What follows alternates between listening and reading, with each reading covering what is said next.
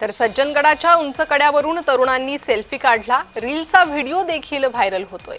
युवकांवर कारवाई करण्याची मागणी करण्यात येते।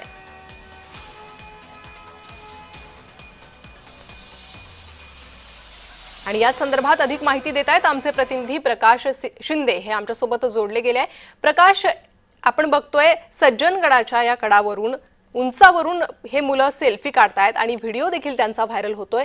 काय अधिक अपडेट? प्रशासन यावर काही कारवाई करणार का?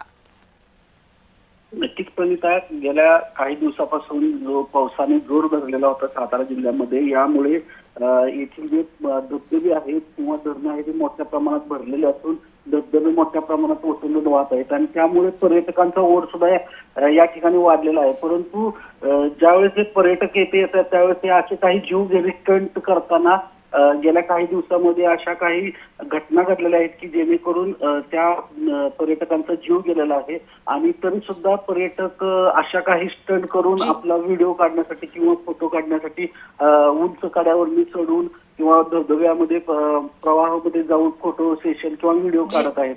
अशा घटना घडल्यामुळे सातारकर जनतेतून या युवकांवरती कारवाई करण्याची सुद्धा मोठ्या प्रमाणात मागणी होत आहे। प्रणिता जी, प्रकाश, धन्यवाद या सविस्तर माहितीसाठी।